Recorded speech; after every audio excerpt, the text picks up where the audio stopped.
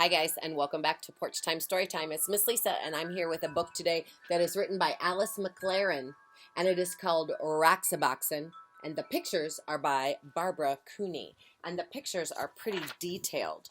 So I'll probably be off to the side and more showing you the pictures instead of seeing my face. ROXABOXEN. Miriam called it ROXABOXEN. She always knew the name of everything.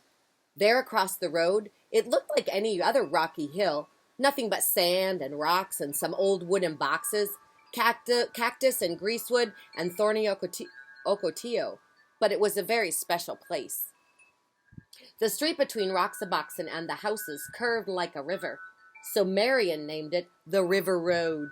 After that, you had to ford a river to reach ROXABOXEN. Oh, stiff pages. Of course, all of Marion's sisters came, Anna May and Frances and little Jean, Charles from next door, even though he was only 12. Oh, and Eleanor, naturally, and Jamie with his brother Paul. Later on there were others, but these were the first. Well, not really the first. ROXABOXEN had always been there, and must have belonged to others long, long ago. When Miriam dug up a tin box filled with round black pebbles, everybody knew what it was. It was buried treasure.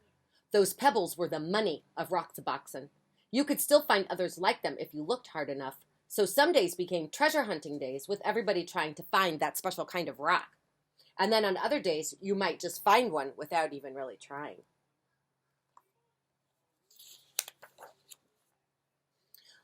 A town of ROXABOXEN began to grow.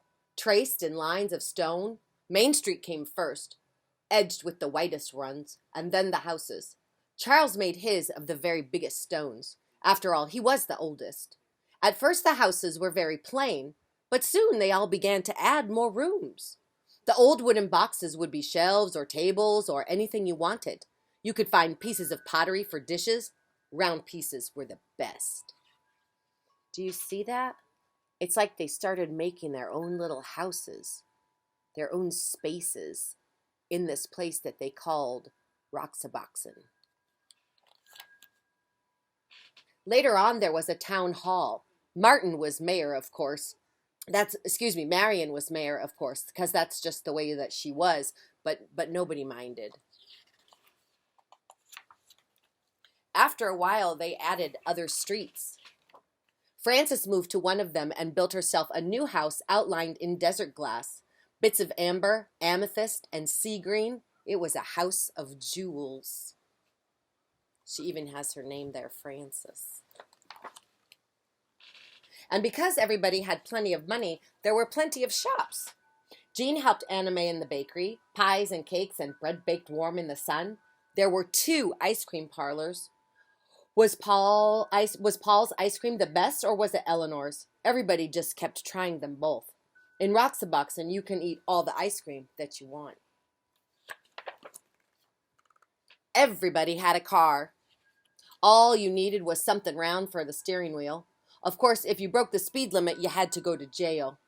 The jail had cactus on the floor to make it uncomfortable, and Jamie was the policeman. Anna May, quiet little Anna May, was always speeding. You'd almost think she liked going to jail. But oh, if you had a horse, you could go as far as the wind. There were no speed limits for horses, and you didn't have to stay on the roads. All you needed for a horse was a stick and some kind of bridle, and you could gallop anywhere. And sometimes there were wars. Once there was a great war, boys against the girls. Charles and Marion were the generals. The girls had Fort Irene, and they were all Girl Scouts. The boys made a fort at the other end of ROXABOXEN, and they were all bandits. Oh, the raids were fierce, loud, with whooping and the stamping of the horses. The whirling swords of ocotillo had sharp thorns, but when you reached for your fort, you were safe. ROXABOXEN had a cemetery in case anybody died, but the only grave in it was for a dead lizard. Each year when the cactus bloomed, they decorated it with flowers. Can you see it? Lizard. Sometimes in the winter, when everybody was at school and the weather was bad, no one went to ROXABOXEN at all. Not for weeks and weeks. But it didn't matter. ROXABOXEN was always waiting. ROXABOXEN was always there. And spring came, and the ocotillo blossomed, and everybody sucked the honey from its flowers, and everybody built new rooms, and everybody decided to have jeweled windows. That summer, there were 3 new houses on the east slope and 2 new shops on Main Street. And so it went.